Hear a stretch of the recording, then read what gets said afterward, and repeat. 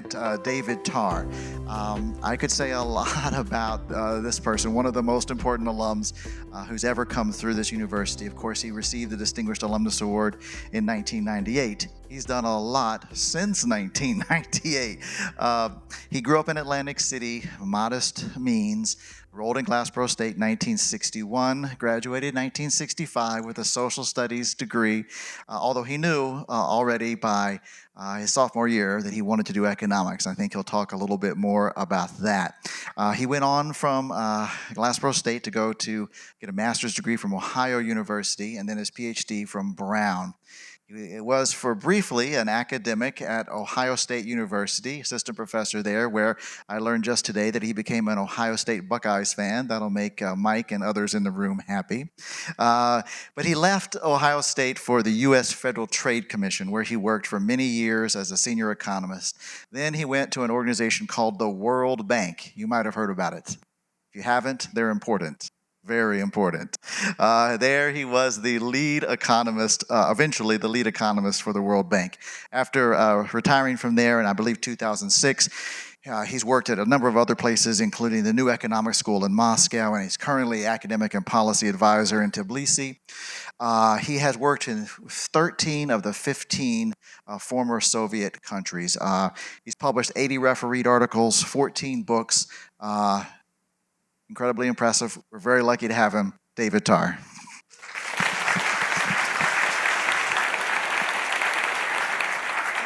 Thanks, man. So, on to my views on how to save the planet, which I believe effective global climate policy is crucial. And I don't believe we have it yet. So, the plan of the talk is, first I'm going to start with some data, so sort of we're all on the same page about some of the crucial data that I think is important in this discussion. There will be I make a point with that data. The second part of the talk will be, how do we conquer the free rider problem? Research shows that a cooperative agreement on climate change it must solve this free rider problem. The third part of the talk is a discussion of what we call the Climate Club, which I believe is the solution to an effective international cooperative agreement on carbon reduction. The fourth part of the talk will be brief, but it will be how can the Climate Club be incorporated and be compatible with the World Trade Organization. The fifth part would be subsidies, I believe for transformative green energy are necessary. And the final part is I believe there is a basis for a political agreement between Republicans and Democrats in the United States on climate policy. That may be surprising to some of you, but I hope I'll be able to convince some of you. First, we have here the graph of carbon dioxide emissions since 1750 in the globe that are from fossil fuels and from industry. So it's not all greenhouse gases, it's just carbon dioxide. And as you can see, if you go back to the 19th century, there's virtually no carbon dioxide emissions. Even in 1900, there were about this is in billions of metric tons of carbon dioxide emissions. 1900, we were about 2 or 3 billion. And then they started to really take off around 1950. And the last year I have is 2021, when they were up there. They went down in the COVID year, 2020, and then they shot back up to over 37 billion metric tons of carbon emissions. So an increasing trend, clearly. So the United Nations organization responsible for assisting the globe to reduce carbon dioxide or greenhouse gas emissions is called the United Nations Framework Convention for Climate Change. And within that group, there's a group of scientists, about 700 of them, who are nominated by their countries, who it's called the Intergovernmental Panel on Climate Change. They put together a technical summary approximately every 5 or 6 years, summarizing what the profession knows about climate change. They don't do independent research. They're summarizing what's out there in the literature. So this is a graph. It's extracted from a graph of theirs on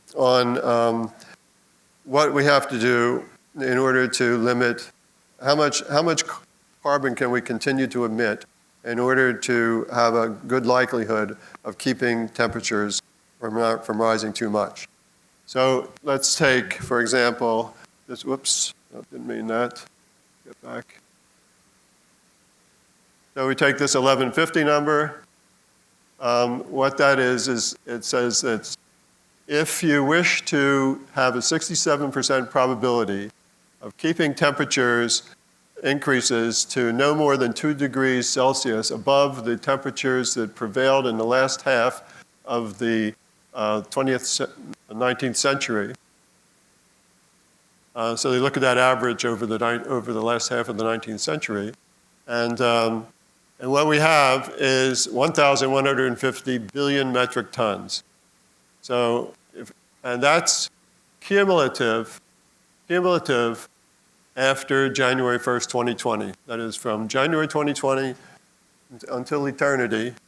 We can't have more than 1,150 billion metric tons of carbon emissions if we want to have a 67% probability of keeping global temperatures to less than 2 degrees Celsius, above that which prevailed in the last half of the 19th century. And so there's a similar interpretation for all of the numbers in this panel. And the other thing that they tell us is, is that this is since temperatures are dependent upon the cumulative emissions, at some point we have to get to net zero.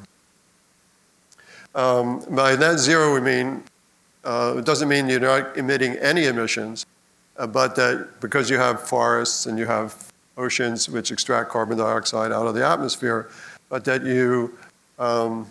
and you also have technologies which are being developed that hopefully will be able to capture carbon. But on the net basis, you have to be at net zero eventually. Because I mean, once you get to 1150 billion metric tons, you can't have any more, and still expect to have that probability of keeping temperatures down. Now where is 1150 in relation to what we're doing? Well, as I mentioned in the first slide, we've got 37 billion tons a year in 2021. If we continue exactly at that rate, we're going to exhaust that carbon budget by 2050. But we're not going to just be able to go to zero right after we're doing 37 billion. So we're going to need to have a declining graph of annual carbon emissions we're going to have to reverse this trend of increasing carbon emissions each year, and we're going to have to start to have them decline and eventually get to net zero. So here we have some data on emissions of all countries in the world that have at least 1 billion metric tons of greenhouse gas emissions in 2019. This is greenhouse gas emissions, not carbon emissions. So we've got the world at 48 billion metric tons, and that's, remember I said, like 37 billion was the maximum, but 37 million was carbon dioxide alone. This is greenhouse gas emissions, so you've got methane, you've got nitrous oxide and some fluorocarbons, and you have to get a carbon dioxide equivalent of all that, and there's an organization that does these equivalencies that the World Bank takes these data from, and so that's 48 billion metric tons in 2019. And so the thing I'd like you to focus on here is in 1990, the OECD countries, the rich countries, had 46% of the global emissions. In 2019, they were down to 30% of the total. The middle-income countries had 32%, but in 2019, they're up to 44% of the global total. The upper middle income. The lower middle income, 15% up to 19%. So the middle income countries together have gone up to 63% of the world total in 2019. So those two numbers together is 63%, and the rich countries are down to 30% of the world total. Where does it come from? Well, you can see China in 1990 had 3.2 billion metric tons, and now it's quadrupled almost its emissions up to 12.7. The US has actually held pretty flat. India has tripled from 1.2 billion to 3.4. European Union has declined a good bit, largely because they have carbon pricing in the European Union cap and trade system. And so they're down to 76% of their level in 1990.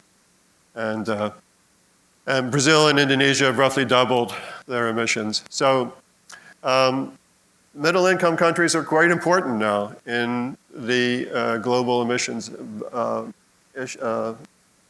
battle.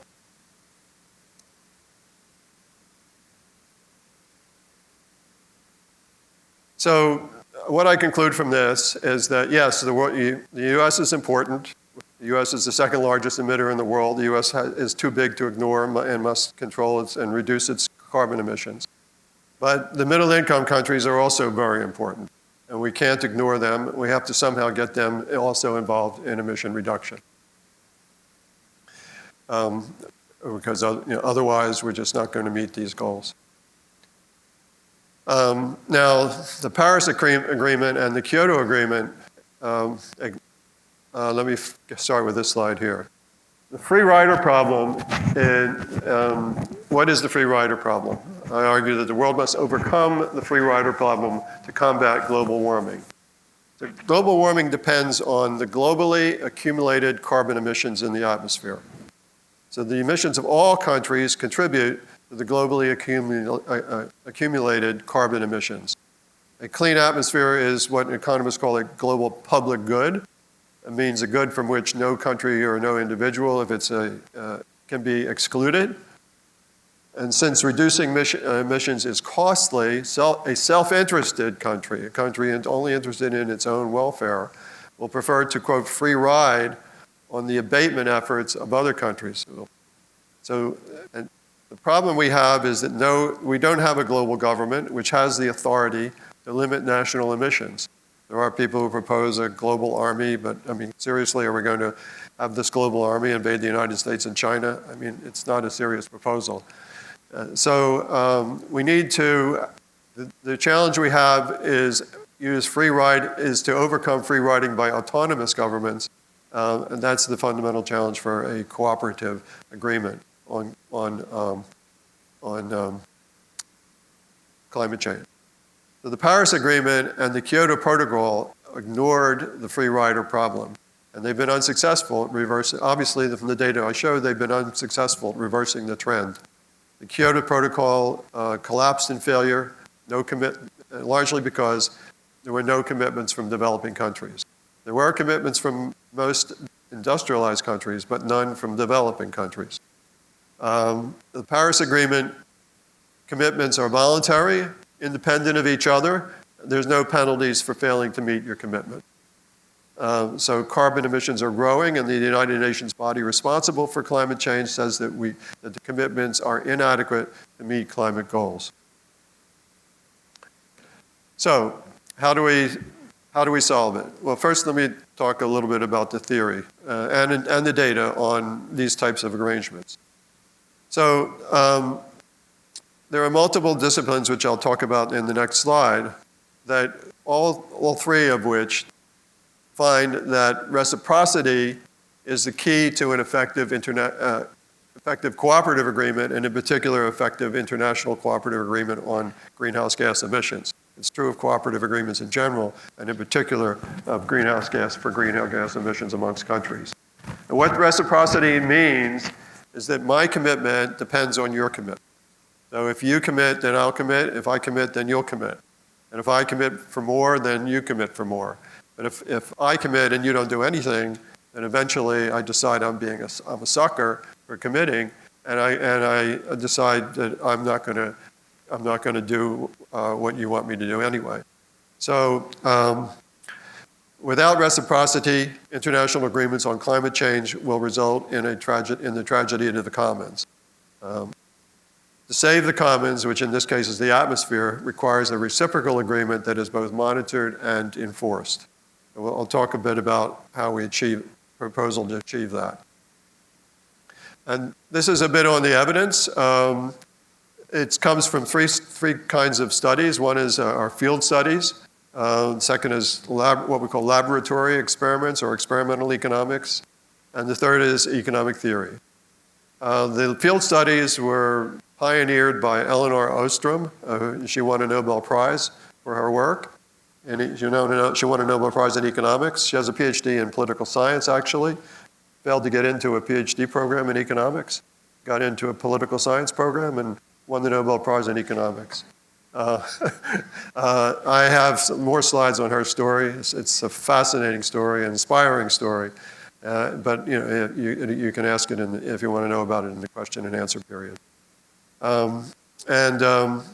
So she and a large number of people that she put together in her studies, in her seminars, conducted hundreds of field studies on how people in small communities have managed shared natural resources and have managed them over centuries successfully.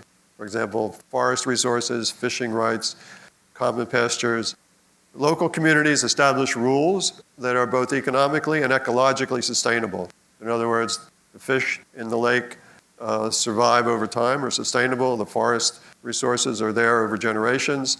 The common pastures for the sheep are not, it's not a tragedy of the commons where the sheep can't graze because there's no grass. They manage it properly. How do they do it? And what doesn't work? What situation do people in these communities fail? Well, the key thing is, as I mentioned in the previous slide, it's a reciprocal agreement that is both monitored and enforced. What she finds, interestingly, and it's instructive for us in this problem, is that surprisingly small penalties for violating the agreement are effective at stabilizing the cooperative agreement. That's in these, at least in these communities. I want to talk about the laboratory experiments and economic theory, but I will if you like in the question and answer. And so what it says is that unilateral action, or leading by example without reciprocity, is not going to work in gaining greenhouse gas reduction in developing countries. Unilateral action implies no reciprocity, and the research shows that it won't work. If you don't believe all that theory, then you can look at the Kyoto Protocol, where rich countries, including the US, took binding commitments, but developing countries refused to take any. So what is our proposal for a solution? It's not mine originally. It belongs to William Nordhaus, who won a Nobel Prize for his work on climate change. And it's a proposal to address the free rider problem. The members of the Climate Club are countries, like the US or China, or there could be groups of countries like the European Union. There are two fundamental requirements for membership in the Climate Club. First, all members must impose a minimum carbon price, and where the carbon price is set by the Climate Club. So there would be a negotiation amongst the members, initial members, on what that price should be. And that price should be imposed either by a carbon tax or by cap and trade, or a mixture of the two. There's a series of topics I don't have time to go into in the primary version of this talk, but if you question and answer, I can explain more about what cap and trade is if you have a question about it. Climate Club members must also impose a uniform tariff surcharge on all imports from all non-member countries. So for example, the US I think has a tariff on shirts of about 17%, and let's say there's a 5% uniform tariff surcharge.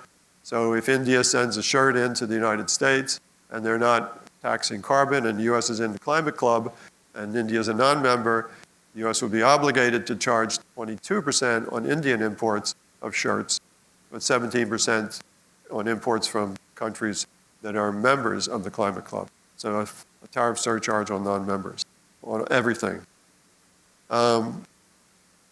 So the minimum carbon price by all members addresses the need for a reciprocal agreement for an effective cooperative agreement.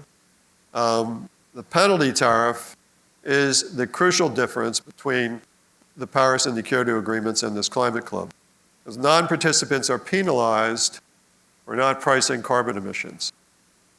The penalty tariff impacts the strategic decision of non-participants. The cost to them of pricing carbon at home versus the cost to them of paying higher tariffs on their export. It provides an incentive for them to join the climate club and price carbon generally at home. And the penalty tariff is also an enforcement mechanism for members. Now, the question is, what's the likelihood that this will induce a membership? Well, Nordhaus estimates that a penalty tariff of 5% will induce membership of 90% of all countries if the minimum international carbon price is about $50 per ton. Right now, it's about $100 in the European Union, in the actual market under cap and trade. It's about that in Switzerland and Norway as well. There's independent cap and trade mechanisms. Similar results were found by Beckers and Cariola, so Nordhaus is not the only one to come to that estimate. But clearly, this is something that the Climate Club might have to experiment with, because you do want to make sure you get as many members as possible and all the key emitters in the Climate Club. This idea has been around since 2015 when Nordhaus first proposed it. I have some modifications of it for developing countries, which again I'd have to talk about in the question and answer. But I think one of the main reasons it hasn't caught fire, hasn't caught on, is that most of the members who would be the initial members are wedded to the World Trade Organization and do not want to destroy it. And it will violate two fundamental principles of the World Trade Organization. That is, most favored nation principle. You charge all WTO members the same tariff on the same good. And if they're in the Climate Club or not in the Climate Club, and they're members of the WTO, then they're violating that most favored nation principle. And the second principle is a bound tariff. Members of the WTO indicate the maximum tariffs they're going to have on all of their tariff lines, and for many members, they're going to have to violate that maximum tariff commitment on several products. So how do you accommodate that? Well, an amendment has been proposed, and that's what Nordhaus proposed, but there have been only two amendments in the WTO in its history, both of which took about 20 years to pass, and they were seemingly non-controversial, at least the first one on intellectual property. The second one was somewhat controversial. Developing countries weren't happy, and essentially they were allowed to opt out of the commitments. And that's what I'm afraid might happen with this one. Developing countries might pressure and get opted out, and opt out and be permitted to opt out, and then we don't have developing country participation in the Climate Club because the penalty tariff can't be imposed. So, So what I've suggest is use of what's called the exception clause, which allows members to depart from their tariffs commitments for health reasons, among other reasons. One is health, and one can easily argue that a greenhouse gas-filled atmosphere has negative health consequences. That would be subject to, in the World Trade Organization, what's known as dispute settlement, but it's not clear that they would lose on that. And one other matter is that the dispute settlement procedure is currently non-operational because of the U.S. has been vetoing judges. And so there are no judges on the appeals panel at the World Trade Organization. That started with Trump, and Biden is continuing that one. That's one thing they agree on. So, so dispute settlement is not like, well, it can't be overturned until there's an effective dispute settlement panel. And it's not clear they would lose, the Climate Club members. The second, and now my second proposal is government subsidies of about 0.15 to 0.20 of 1% of GDP for transformative technology to make it economically cheaper to produce energy without fossil fuels. Developing countries need to adopt clean energy, and if clean energy solutions are cheaper than fossil fuels, they will do so whether they're penalized or not in a climate club. So we need game-changing technologies that provide an economic incentive to adopt clean energy. There are many new ideas for transformative technologies which will fail. It's difficult to get private funds for basic research until they are commercially profitable, or appear to be commercially profitable. So that's a rationale for government subsidies, given what we call the externalities or the benefits of a clean atmosphere. In the United States, the Inflation Reduction Act of 2022 provides substantial subsidies for green energy, including potentially transformative green energy. The US is actually quite far ahead of other industrialized countries as far as subsidizing technology for green energy. And I just want to say that these are complementary proposals, that technology development will make it easier to price carbon, and pricing carbon will provide, there's considerable evidence that it provides incentives to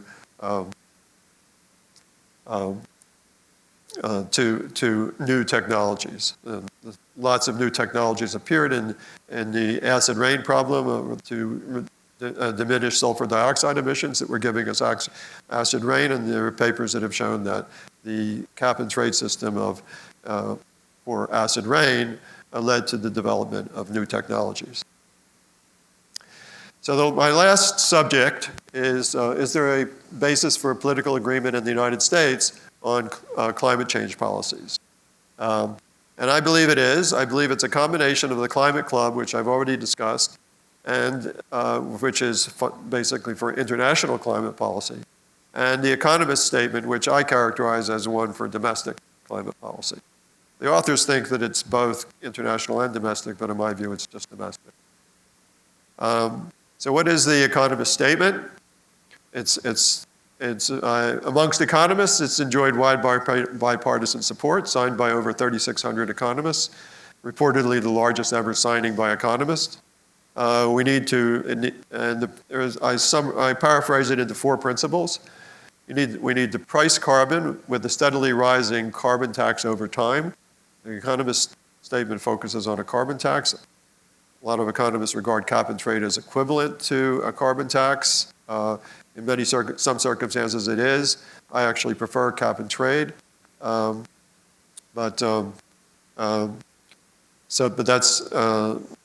that's principle number 1. Principle number 2 is that the carbon pricing should replace less efficient command and control regulations where feasible. That's more or less what is in the statement. This will lower implementation costs and encourage technological innovation and low carbon technology. So that, in other words, we would diminish the authority of the Environmental Protection Agency to say to a company, you must produce your goods with this particular technology. If they must pay for their carbon emissions and we are controlling how much carbon they emit, then the argument is that you don't want these command and control regulations, and they would, and that was the way we got rid of acid rain. Carbon taxes should be returned lump sum to US citizens. That's being done in Canada and Switzerland, and the statement indicates that it avoids a debate on the size of the government. And finally, there's a carbon border adjustment mechanism to protect US competitiveness against imports from countries with weak carbon emission regulations. It's a subtle, this carbon border adjustment mechanism is a bit subtle, and I can explain it in the question and answer. I don't regard it as a crucial element other than to protect U.S. competitiveness and make it politically more acceptable. Now, with respect to different politicians or different leaders of main politicians supporting this, at least amongst economists, every former chairman of the Council of Economic Advisors, of the President's Council of Economic Advisors, going back to Richard Nixon, has signed this statement, with the exception of the Trump administration. And in Richard Nixon's administration, there's no living chairman, but his Treasury Secretary and Undersecretary did sign it. So that's eight Republican chairmen, 9 Democratic chairmen, plus Treasury Secretaries under Richard Nixon. In my view, the Economist statement is not sufficient. We also need a climate club agreement, because I don't see in the Economist statement anything that induces developing countries or other countries in general to price carbon. They think the carbon border adjustment mechanism will do it, but there are multiple economists' papers, modeling papers, who have estimated this, and all find that the carbon border adjustment mechanism will be insufficient to induce countries to price carbon more broadly. So that's why I think we need a climate club. And there's, I think, bipartisan view that the U.S. should not do it alone. At least it was clear during the Clinton administration, when the Clinton administration was negotiating the Kyoto Protocol, that the U.S. Senate voted on the Byrd-Hagel resolution. Byrd was a Democrat, Hagel a Republican. They voted 95-0 against any commitments of the administration if developing countries were excluded from commitments. The negotiators somehow thought the Senate was bluffing. U.S. took commitments. And as a result, the Clinton administration never submitted the Kyoto Protocol for ratification, because they knew the Senate was going to reject it because it didn't meet the conditions of the Byrd-Hagel resolution. As Elinor Ostrom says, free riding by others leads to a belief that you're a sucker for taking costly actions to reduce emissions, so this leads to less efforts to reduce emissions. That's her report to the World Bank shortly after she won the Nobel Prize. So the Climate Club, though, deals with this.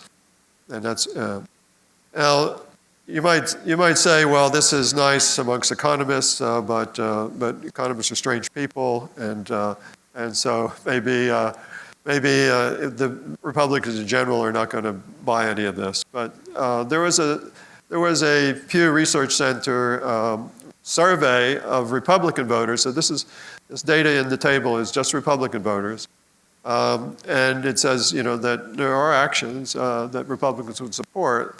They have pretty strongly support for planting 1 trillion trees globally, pretty good support for subsidies for carbon capture.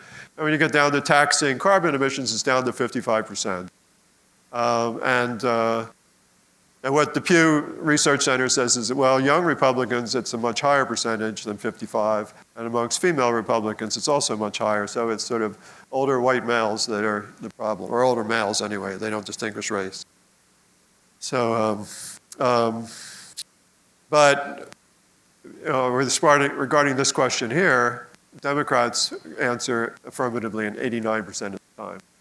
So clearly, Democrats strongly support carbon taxation. Republicans moderately support it. But it's better than a number less than 50. Now, why should Democrats like the Economist statement, plus a climate club? Well, in my view, the environmental movement, when cap and trade was proposed for acid rain, which disarmed the Environmental Protection Agency other than cap and trade, most of the environmental movement was apoplectically opposed, with the exception of the Environmental Defense Fund, which was a strong advocate. But the environmental movement learned that the sulfur dioxide emission goals of the EPA were exceeded by a substantial amount. It went from 15 billion metric tons in, I think it was 1995, down to a goal of 8 billion in 2007. That was when they were met, but it continued to fall to 5 billion by 2010. And the evidence is, as I may have mentioned, that the pricing of sulfur dioxide led to technological innovation and other adaptations, such as using low sulfur coal from Utah in the Northeast, that wasn't being done under the command and control regulation of the EPA, which was put in scrubbers that get 95% of the sulfur dioxide out of the atmosphere. So that was making some progress, but nothing like what was done under cap and trade. And cap and trade has been, very successful in Europe with carbon dioxide emissions. So we've seen the European Union, the only major country that has had a substantial reduction in its carbon dioxide emissions. So I can give you a long list now of environmental organizations that support cap and trade. So that's sort of the main thing you might think of that Democrats might oppose, but environmental organizations, not universally. There are certainly some that still oppose pricing carbon and would prefer EPA command and control regulation. But why should Republicans like the Climate Club statements, the Economist statement plus the Climate Club? Well, to me, it seems to me there are three things that Republicans are concerned about. The first is the Pew Research Center shows that 71% of Republicans think the government is doing too many things better left to business and individuals. If you ask that question of Democrats, you get the reverse. About roughly low 70s of Democrats think the government's not doing enough to help people or to regulate business. So exactly opposite views in terms of percentages on regulation. But the Inflation Reduction Act authorizes the Environmental Protection Agency to regulate carbon dioxide emissions under the Clean Air Act. And it funds additional rulemaking by the Environmental Protection Agency. So if you are a Republican and you don't want command and control regulation, you better do something because it's going to come down the road if nothing is done. And so that's, and cap and trade or carbon taxes will likely significantly reduce government regulation in the future by using market mechanisms to reduce emissions. So that's the first argument. The second argument is that Republicans generally do not like to see expansion of the size of government, but if you rebate the taxes or the revenues from carbon pricing, you're not increasing the size of government. And the third argument, and this I think is shared with Democrats and Republicans, is they don't want to be taken for a sucker and have China and India and other developing countries continue to expand their carbon emissions while we incur costs to reduce our carbon emissions. So those are the three concerns, and I think this proposal deals with all three of them. So in conclusion, my last slide, at least substantive one, is what am I saying? To achieve climate goals globally, we need a climate club, and we need rich country subsidies for transformative technology. I'm not sure I said this is a burden on rich countries only. It's not something which I think we have to demand developing countries to do. The Economist statement is a basis for bipartisan U.S. carbon pricing. The Paris Agreement will not achieve adequate emissions reduction because the commitments are not reciprocal. They're independent of each other and allow free riding.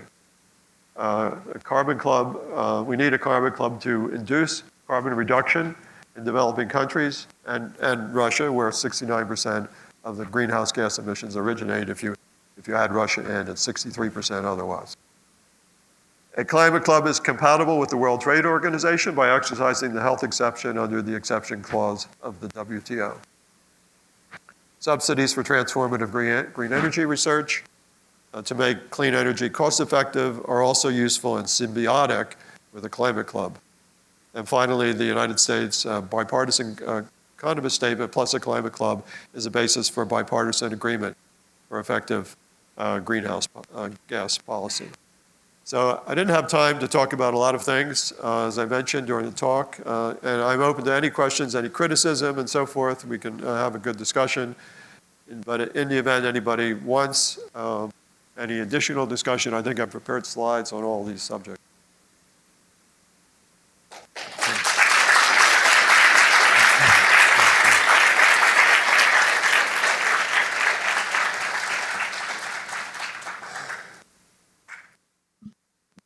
Thank you very much. We have some microphones, and if you have a question, I'll bring a microphone, or somebody else will bring a microphone to you.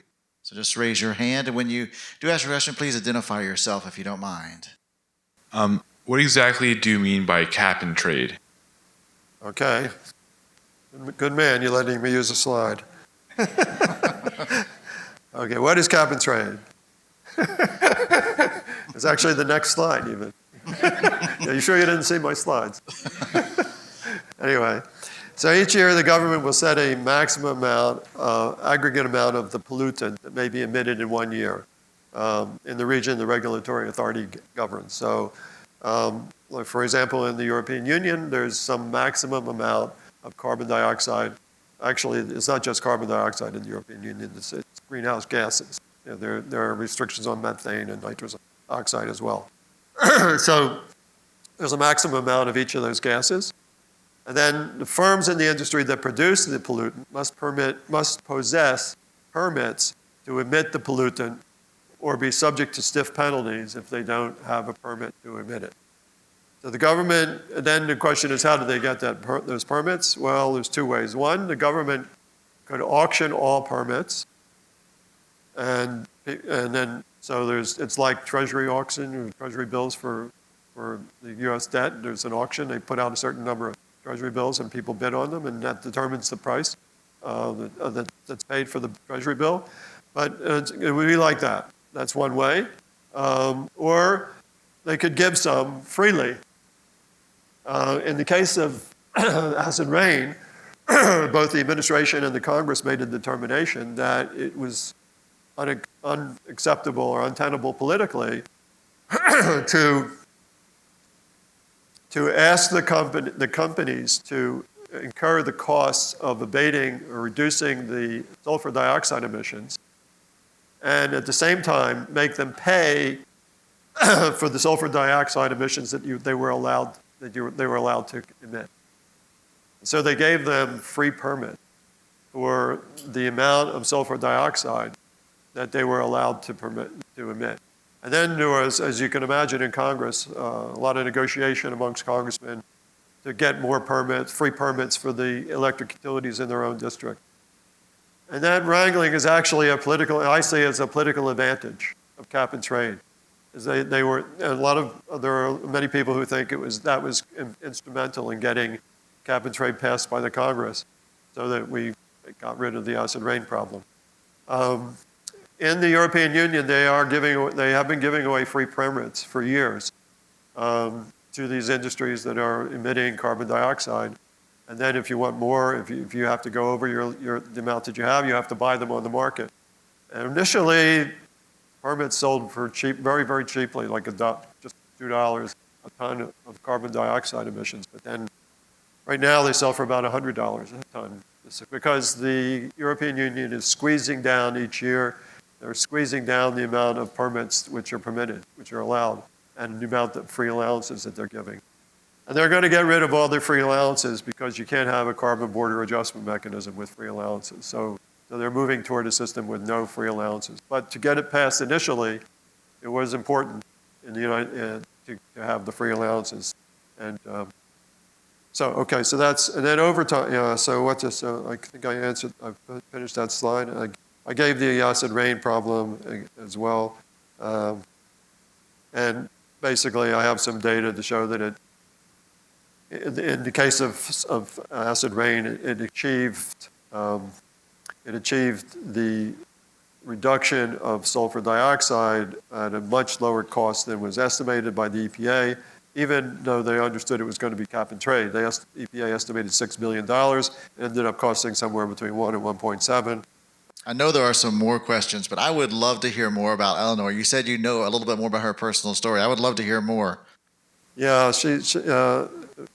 I used to get emotional when I saw her story, but okay. So she was born in the Depression era, I think 1933, raised by a single mom in poverty, as you can imagine, in the outskirts. Actually, I'm not sure it was the outskirts, but in Beverly Hills, California. She attended Beverly Hills High School, a rather poor person in a rich school. She tried to take trigonometry when she was in high school, and she was told, no, girls are not permitted to take trigonometry. So she did. We know girls have discrimination in STEM areas, but she was told she flat couldn't take it. So, and then at her school,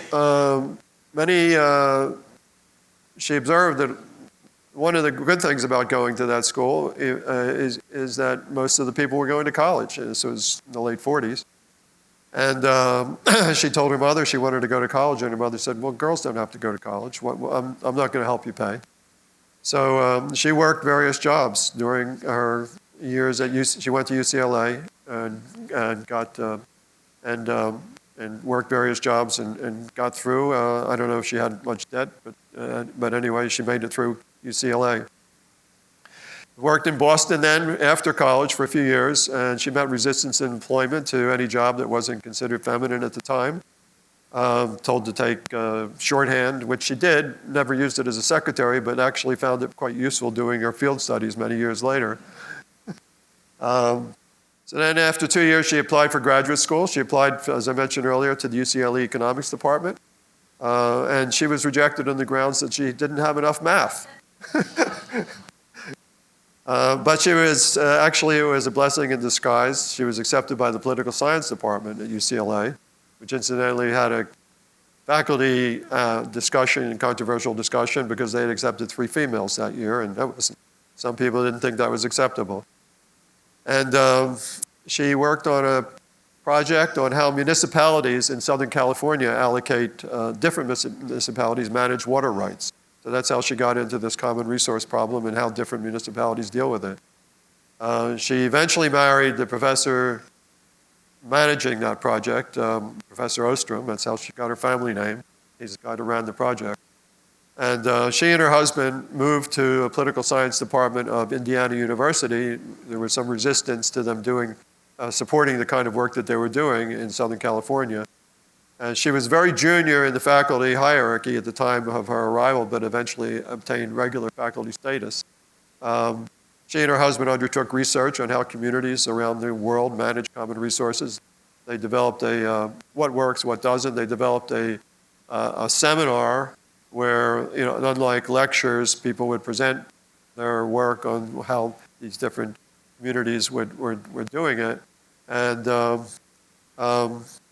they developed a methodology which would be common to document how it was being done across the different field studies.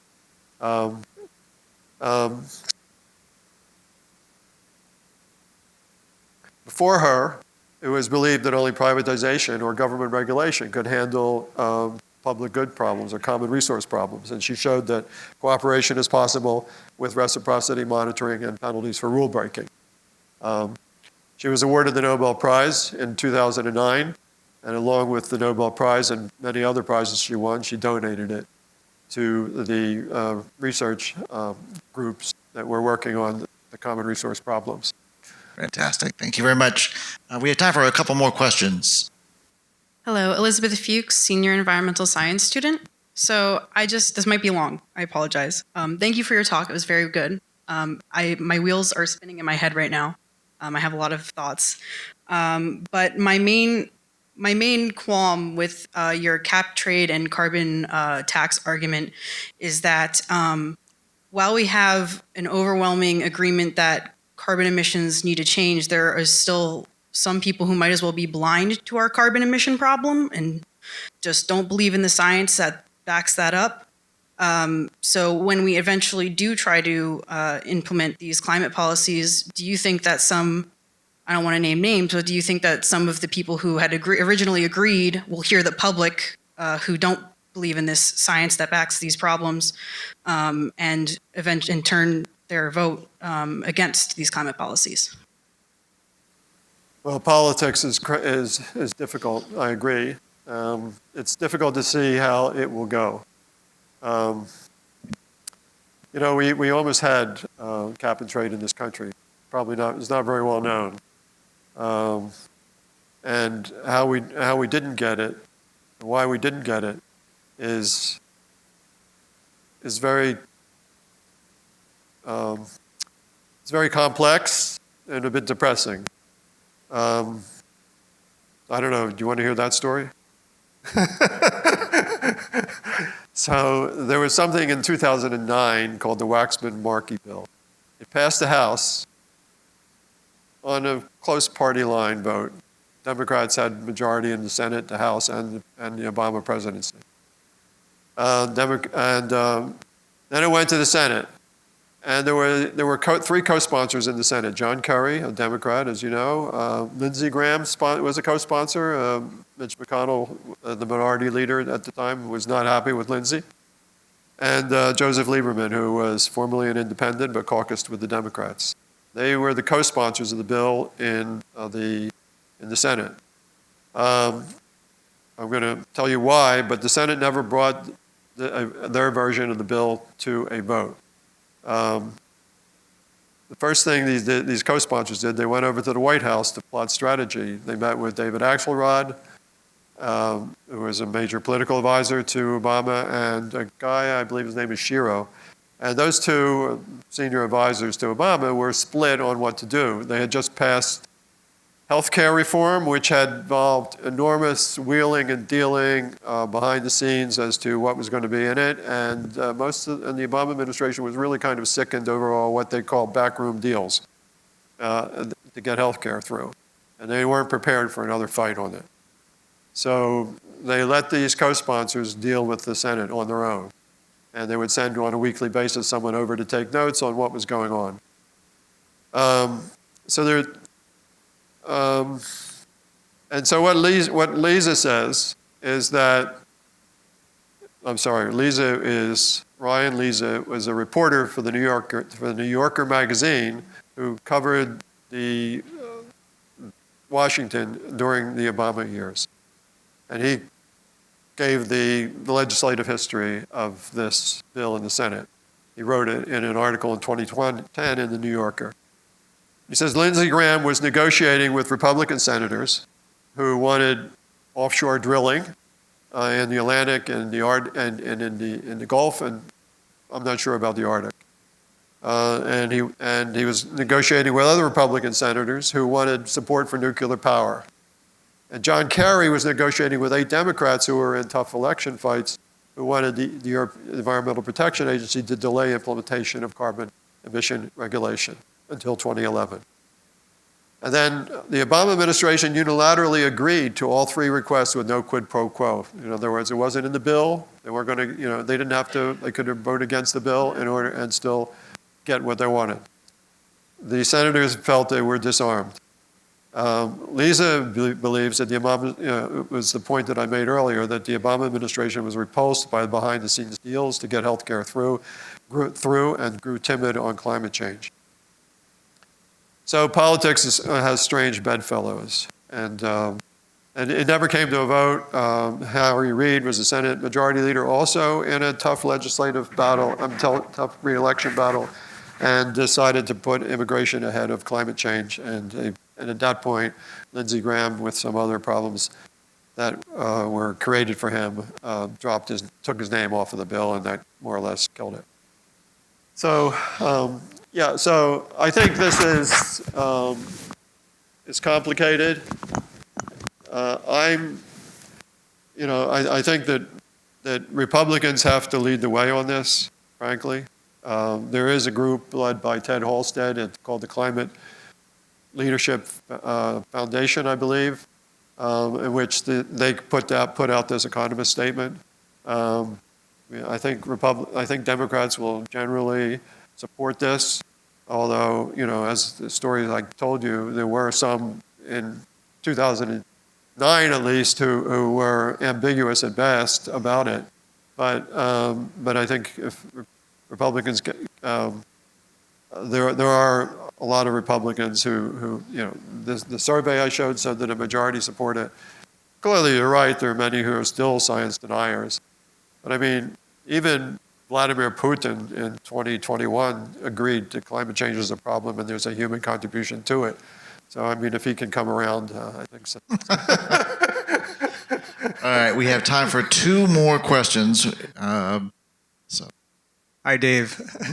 I'm Ariel Pahalik. Dave and I know each other my dad, Ron, is a good friend, close friend. But so I wanted to ask, all these things considered, and let's say in an ideal world where, all the complications can be worked out and people are more inclined to get along to implement the plan you're proposing, what kind of time frame do you think would be realistic for that to happen? And do we have enough time left before the current climate trajectory solidifies to a point that the worst case scenario is unavoidable? Yeah. Well, that's a good question, Ariel. It's nice to see you again. There was this bill in last year, the Inflation Reduction Act, in which there was a huge, we've passed enormous subsidies in the United States for clean energy. Most people put a number of about $375 billion in subsidies, but we don't really know because a lot of these programs are uncapped. So it depends a lot on just what's approved. But what I was going to say about that was that there were 6 or 7 proposals to be incorporated into that bill, including, the Senator Whitehouse of Rhode Island had a proposal for cap and trade on carbon emissions, and it never went anywhere. And what I didn't say about this Waxman-Markey bill back in 2009 is that cap and trade was a Republican invention. It was done during the Reagan administration, and then it was George H.W. Bush who did cap and trade for acid rain. But in 2009, Republicans demeaned their own invention by calling it cap and tax. And so what's it going to take? I don't know. It's going to take a lot of people to disseminate these ideas and to talk to a lot of congressmen and have some leaders who are interested in some Republican leaders who are interested in market solutions to environmental problems. Because that's the language that they speak. I mean, if you want them to do command and control, then you're not going to get very far. But I've heard, I know you don't like this guy, but I've heard DeSantis talk about market solutions to environmental problems. He was asked about this in the campaign and about climate change, and he said, well, we need market solutions. And so he doesn't want to say too much because, as your question suggests, it could probably hurt him in the primary, certainly. But frankly, I would try to contact him personally if he looks like he's going anywhere to see if I can talk to him on these issues. Very good. One more question. Hi, I'm Abigail Titus. I'm a biomedical engineering major. I just wanted to address one of the points you made, which was, I know you said, I think it was poor and middle income countries make up just over half of the carbon emissions. But I also know that, I guess, based on my own research, that these emissions are somehow correlated to the economic growth of these countries, and I guess the overall decrease of poverty. So I was wondering if you could expand on how we could better, I guess, benefit these developing countries within Climate Club, and also, I guess, how do we sort of decrease the link between economic growth and carbon emissions, because I know those two are related, and if we are going to overcome the climate crisis, how do we not compromise the economic growth of these countries while also reducing emissions? Yeah, good question. Just one point to clarify, the poorest countries, the low-income countries, are not doing very much of the greenhouse gas emissions, right? They're only at 2%, and they haven't changed since 1990. But it's lower and upper middle-income countries. So we're talking about these countries here, China, India, and Indonesia. And you're certainly right. The growth is instrumental in the growth of their carbon emissions. But maybe And that's where technology comes in. One can only hope that we're going to get some major breakthroughs in technology. And as I said, I think it's symbiotic with carbon pricing. For the poorest countries, okay, I said I was going to talk about how the Climate Club should adapt to the poorest countries. So in the UN, there's this thing called common but differentiated responsibility for poor countries, or for the developing countries. And my view is for the poorer countries that are not significant emitters of carbon dioxide, I would propose that they can enter the Climate Club with a lower minimum price of carbon. If you're not emitting much carbon, then you shouldn't have to pay such high prices for your own emissions, as long as you're not a big emitter. And if you're outside of the Climate Club, then the penalty tariff would be scaled down based like GSP treatment, which is a way of providing preferential tariff treatment for poor countries. The large emitters amongst middle-income countries like China would not obtain these concessions. But poor countries are excluded in my proposal from the responsibility of investing private and government subsidized investments in clean technology. That's one thing. And the second is that there is something called a loss and damage fund endorsed by the collection of countries that are under the UN umbrella for climate change issues. And that's supposed to be $100 billion per year in preferential loans and grants for climate adaptation and mitigation. And that $100 billion has been the goal. It has not been achieved. It's been more like 80 billion for several years. And the most recent conference had made some efforts to meet that $100 billion goal more consistently. So there's some adaptations there for poorer countries, but I'm not going to say it isn't going to be a cost. Well, I think that brings us to an end. It's always great when there's more questions than we have time for, so I appreciate the audience. And once more, a round of applause for our speaker.